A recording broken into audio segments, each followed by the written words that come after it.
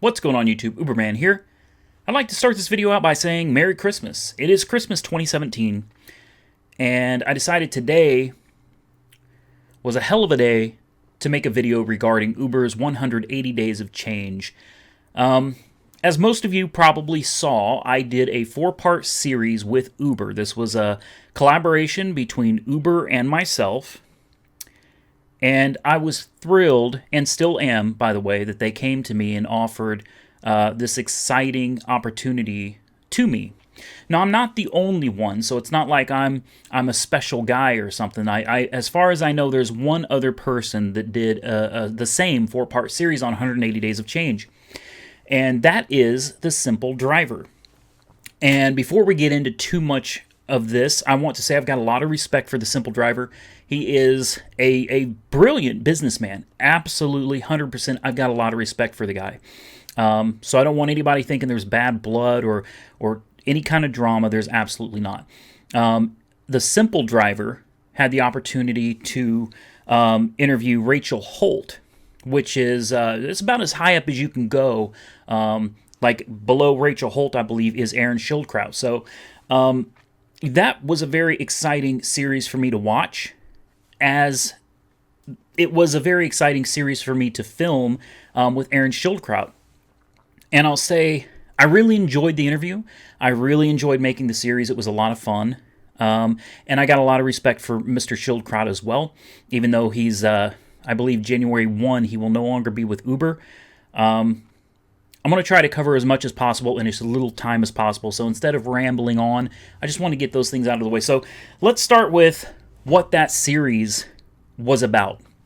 There were some people that commented and said I was a sellout, which I knew that was coming, okay? I've been doing this a long time. I know what's coming, and I knew what taking on a series like that could possibly do to my reputation. But there was one thing that I didn't tell everybody, and there's one thing I was waiting to see if the other person that did the interview was going to come out with.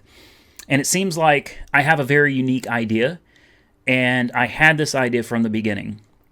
And that is to give my honest review of 180 Days of Change after I did that series. So, like I said, that was a sponsored series. I made it very clear at the beginning of each video. I told you it was sponsored. In the comments, and I said sponsored, sponsored, sponsored everywhere.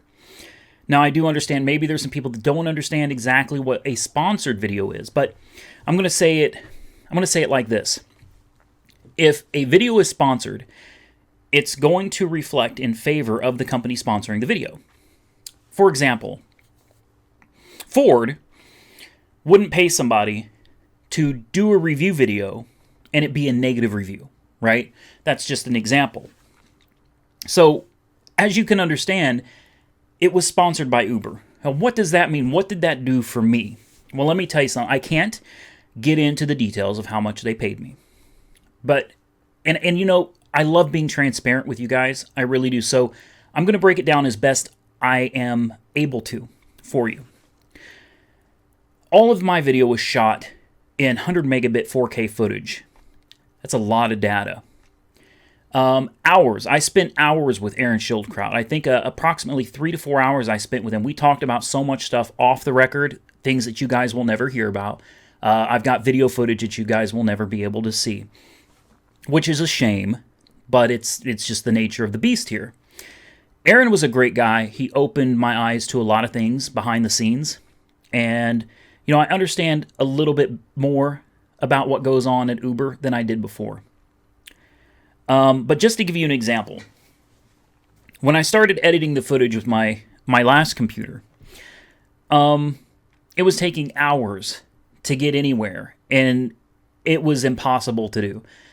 So I ended up, I spent about $1,500 building another, just upgrading the computer to one that could actually handle the 4K footage. The microphones that Aaron and I used in that interview cost me over $400 because the microphone I had was a single mic. I'll show you. This is what I've been using for all of my videos. It's one receiver and one transmitter. I decided to spend about $400 on this. a good shotgun mic because I thought I was going to be interviewing multiple people in the same space. That did not happen. Luckily, I took that into consideration before I went to New York, and I bought these. This is a 2 microphone setup. You've got 1 receiver, which is on my camera over there, 2 transmitters. This was about $450. This, I think, was around $350, $400, something like that. All right, and the computer to handle all of this cost me about $1,500 to upgrade. So, let's go on the cheap side and say the Rode mic was $300. This is the new one. This is the newest of the new. I'm telling you it was about $400, but let's go $300. $1,500 to upgrade my computer. $1,800 when you count this mic. You count $400 for those. It's $2,200. So, out of what Uber agreed to pay me for what I did,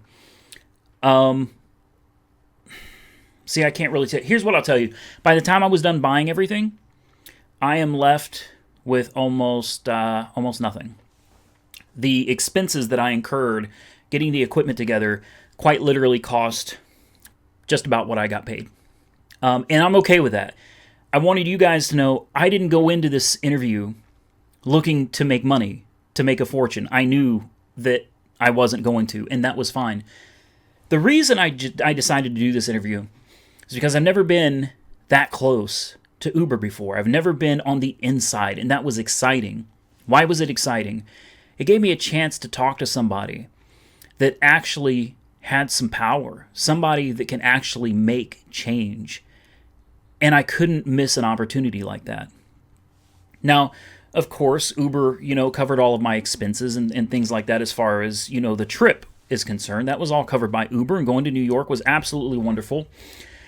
But try to understand that although it was a lot of fun to go there, I actually came back early. I left early. I just wanted to get back home.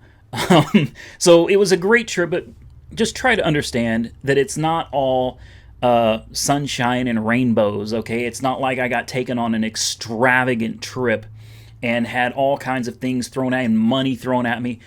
That's not what it was. And I wouldn't have wanted it to be about that. This was about so much more. This was about getting on the inside, talking to somebody that maybe would be willing to listen to me, to listen to drivers, and to understand why Uber makes some of the decisions they make. So now that I got that out of the way, I didn't want you guys to think I got rich off of this deal, because I didn't. And I'm fine with that. Now, moving on, Aaron is a very, very bright guy. And I truly think Uber is taking a hell of a loss by losing him. I really do. The reasons that I was told by Aaron, he called me and he said, he's going to be leaving Uber. And he decided it was because Uber was sending him all over the world. And he has a family. And he misses time with his family. And he decided that once he completed the 180 days of change, it would be time for him to move on. Now, can I tell you with 100% certainty that that's true? Of course not. That's what I was told. I don't know. I don't believe Aaron told me anything that could have got him fired. There was some conspiracy theorists out there saying that he got fired for doing the interview. Uber allowed the interview between him and I. That was set up between Uber. But here's something that I understand now, and I'm sure you guys do as well. While I believe Aaron to be a genuine guy, and I do believe that he and his team of people worked really hard to make the changes that they make, you have to understand he works for Uber. So his responses are going to be the responses Uber wants him to have. Obviously, he has no choice in that. And here's the big thing. When it comes to a lot of questions about why didn't Uber do this or that or this or that, why? Don't be mad at Aaron. Don't be mad at his team of people. There are people at higher pay grades than him. He has a boss too. Rachel Holt has a boss. All right, everybody's got someone they answer to. And if you don't have anybody that you answer to, you will at least answer to the tax man every year. So everybody answers to someone. And Aaron is no exception, neither is Rachel Holt. So while I do believe that they probably had a lot of great ideas, I also believe, and this is pure speculation, I don't know, there's no insider information, anything like that. I believe, deep in my heart, that Aaron and the team that he was working with probably had some great ideas for the Uber platform to really help drivers. After all, it's the job he was tasked with. The thing is, he wasn't given a free pass to do whatever he wants. The team comes up with ideas. They present those ideas to whoever the higher-ups are, and the higher-ups will say, yes, you can do this. No, you can't. So, in reality, it doesn't matter how many great ideas that team could have come up with. At the end of the day, they can only work within the confines of the freedoms allotted to them by Uber. So 180 days of change probably could have been a whole lot better. There was probably a lot of great ideas that never got implemented because someone higher up said this is not going to work for us. Go back to the drawing board, figure out something else. So I hope you guys understand, Aaron's not the bad guy. His team's not the bad guy. I believe they did the absolute best they could with what they were allowed to do. Now, what was 180 days of change really about? It's my personal belief and opinion that 180 days of change was about driver retention. I don't think it was about we love our drivers, we care about our drivers. Not at the top. I believe Aaron understands the importance of the drivers. I believe Rachel Holt understands the importance of the drivers. I believe Uber, whoever higher up, understands the importance of the drivers. But do I think the people higher up really care? Not so much. The ultimate goal is eventually to do away with drivers anyway. So, no, I don't think that this was, we love drivers and we want to do right by them. I think it was, we have to save our reputation. We have to find a way to at least look like we care about our drivers because we need more drivers and we're running low. So, I don't believe that 180 Days of Change was a thing of, we messed up, we're sorry, we love you, we want to make this better, we want to do... I don't believe that. I believe it was out of necessity. I believe it was even maybe out of desperation. And while I think a lot of things about 180 Days of Change were really cool, including things like the tipping option, who doesn't love the tipping option? To take something like that and bury it within the app, so that it's difficult for passengers to find it and then to utilize it, that's counterproductive in my opinion. That it shouldn't be that way. The tipping screen should have been like right there on the rating screen. I mean, somehow I'm sure you could have found a way to integrate the two. I think being a little more informative to passengers about the tipping option, how it works, encouraging passengers to tip. The culture around Uber has always been, with Uber passengers, is there's no tipping. Don't tip. You don't have to tip. That was previous CEO Travis Kalanick, no tip. Now there is tip. So the majority of people that are already actively using Uber are already trained not to tip. So I think they should have really been pushing, hey, if you thought you had a great experience, if you thought your driver did a wonderful job and you're happy, please leave a 5-star review and, feel free to leave a tip. I think that would have been really helpful. Now, there's a lot of other ways that Uber truly did increase driver earnings. They implemented the $15 flat lost return fee, right? They added like $1 to every pool trip that you take. But I don't think they went far enough with that. Why couldn't they match Lyft? That's what I'm curious about. Why couldn't you match Lyft? A Lyft line will be the same price as a regular Lyft. Granted, that's more money out of pocket, but maybe, seeing as this is, 180 days of change, maybe they should have matched the Lyft idea of being the same price on Uber Pool as UberX. I think that would have been really helpful. The additional pickup fee, when you're picking up multiple passengers for Pool, I think that's a great idea. There are a lot of things that Uber did to really gradually increase earnings. But the one thing that I just can't accept was, why not a rate increase? And that's something that Aaron and I talked about. And when he explained it to me, I believed I understood what he was saying. A rate increase would upset the market in a really bad way. And I mentioned this before. I'm going to mention this now. Let's just assume for a minute you only have Uber and Lyft. If Uber rates and Lyft rates are the same, then all of a sudden Uber raises the rates. What's going to happen?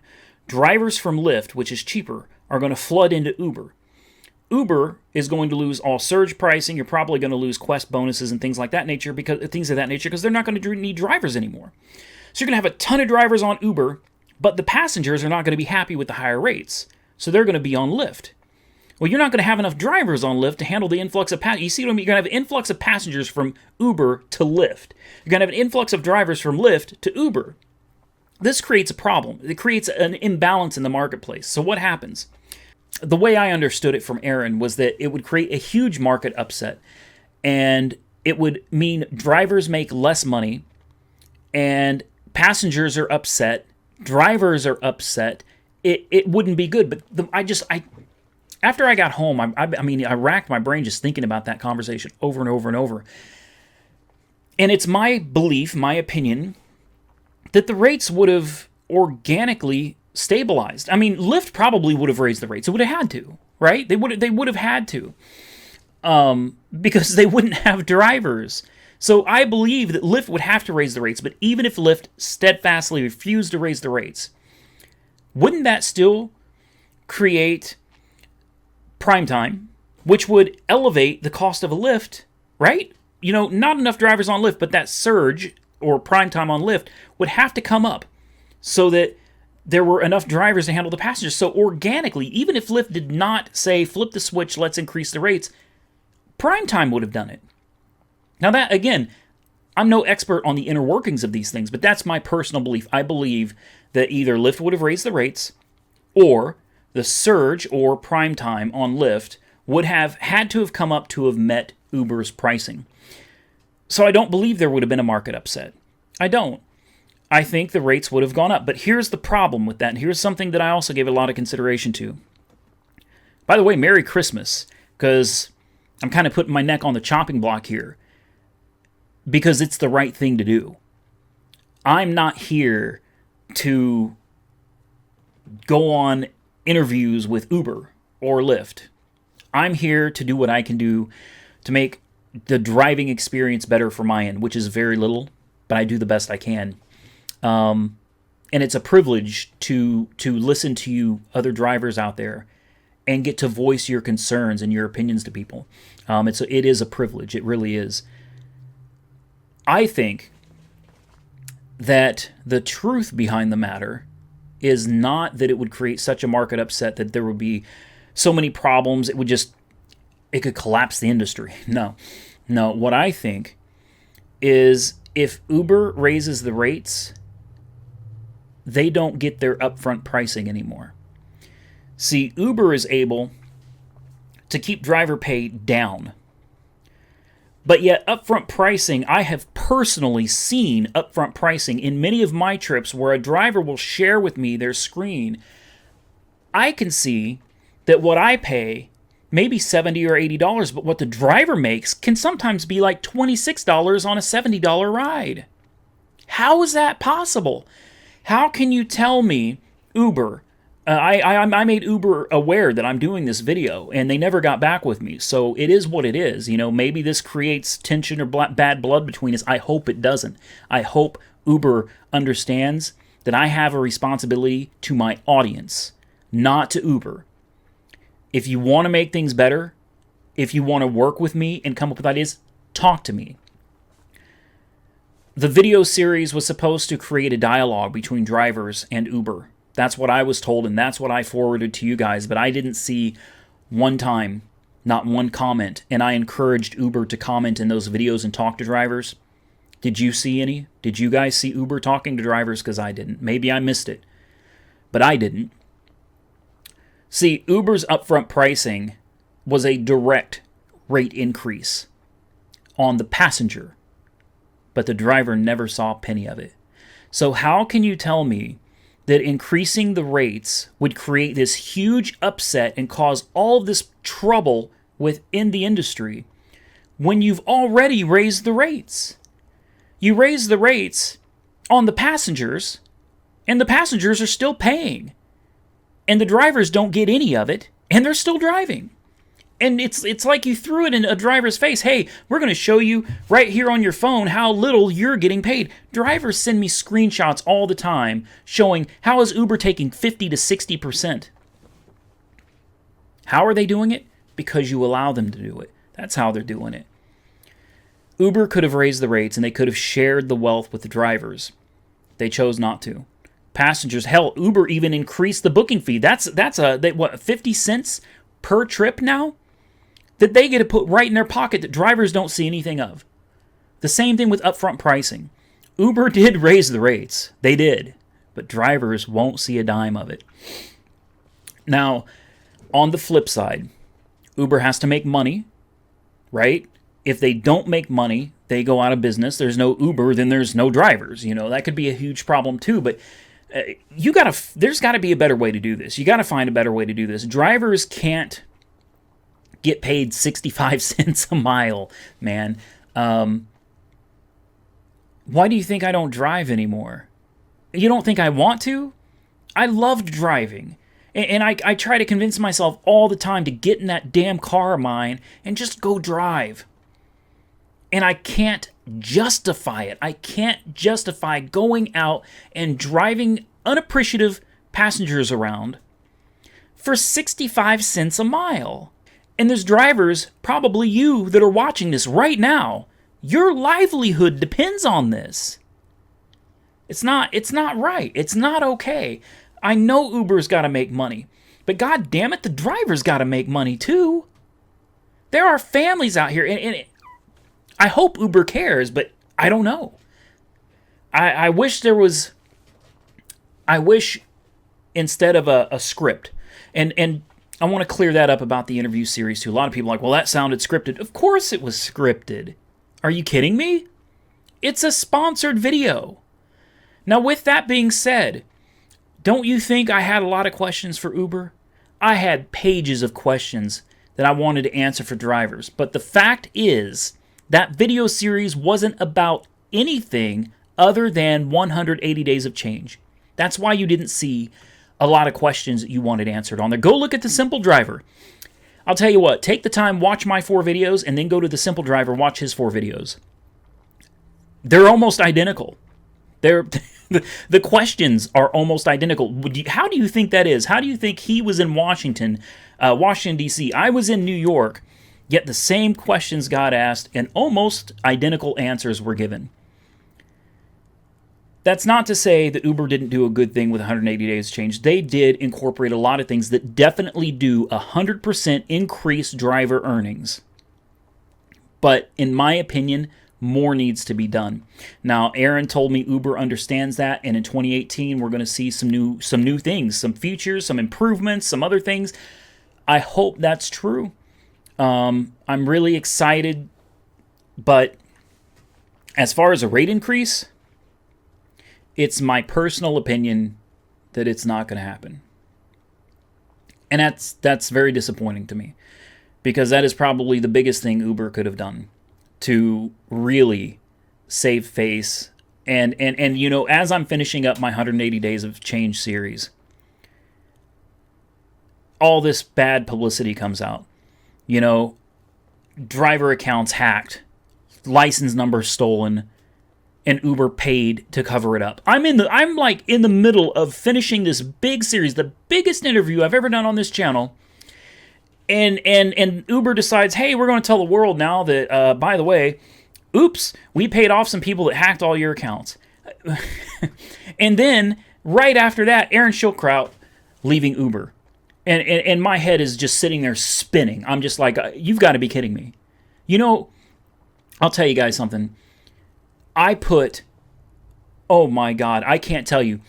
This series, I had made multiple videos for this series. There were long videos, short videos. There was all kinds of stuff I did, exciting things I did, that ultimately Uber decided they wanted it the way it's presented to you. And the rest of the work I did just went out the window. And that's okay. But I'm telling you guys, I spent well over 30, 40 hours going through that little 3 hours, 4 hours of footage that I had, cutting out all the right parts, making them all mesh together, making it all work. I worked really hard on that series. I really did. And I wish I could have brought you guys more. I wish it could have been better. But you have to understand, Uber sponsored the video. The video comes out the way they want it. Now, I will tell you, honestly, they did give me the opportunity to share my thoughts, to share my ideas. Some of them they liked and some of them they didn't. That's how it worked. It was a negotiation. It was not a thing of Uber handed me a piece of paper and said, this is what you will say. It was a very open dialogue. We were able to negotiate. There were questions they wanted me to ask, obviously, and there were questions I wanted to ask. And we worked together to find what I was willing to talk about and find what they were willing to talk about and make a series from it. It was definitely something that we worked on together. So I want to be very clear about that. I don't want to paint a picture of Uber with some horrible monster. They were very fair. And the truth is, it's about 180 days of change, not anything else. So all the other questions I had they were not relevant to that video series. So I am not here to cause trouble. I'm not here to piss off Uber. I'm not here to piss off the Simple Driver. He did a great video series, honestly. Go check him out. Check out his channel, The Simple Driver. And I think you'll agree. He did a wonderful interview with Rachel Holt. I think I did very well in my interview with Aaron Schildkraut. But, to be honest with you, I felt like I was shaking. I was sweating. I have never been so nervous. And the CEO of Uber, Dara, and I can't pronounce his last name. Hell, I screwed up Aaron Schildkraut's last name. So how am I going to, no offense to Dara. I'm not good with names, I suppose. But I had a great time there. And Dara walks by with like a little entourage behind him. And Aaron looks at me and he said, "Hey, you want to go meet him?" And I freaked out and I said, "No." Hey, this is a little tidbit. A little tidbit you guys don't know about. You're not going to see in the video. I was so nervous. It was the biggest interview I have done on my channel, and it was nerve-wracking. And being in New York made me feel very small. I felt very small in New York. So, but Uber made me feel welcome. They did. Aaron couldn't have been. Even if I could have interviewed Rachel Holt, I think I still would have chosen Aaron at this point because I felt like him and I really clicked. We did well together. I was very nervous, but he was really good about making me feel very comfortable and welcome into the Uber office. I got to do a tour of the facility and learn about how Uber works. And, one of the things that I never really understood before until it was explained by Aaron is that just the slightest little change in their application creates a ripple effect all over the place. One small change that may seem like, why don't you just add this button to the app? Oh, it's not that simple. That one button has a ripple effect across other buttons within the app. It affects the whole app, and then it doesn't just affect the app there. It affects the app nationwide, and there's so much that goes into making a tiny change into the app. I understand why it takes a little bit of time to make some even minor changes within the Uber app. But I think overall, Uber did a very decent job with 180 days of change. Unfortunately, they fell massively short. Contradiction in terms, right?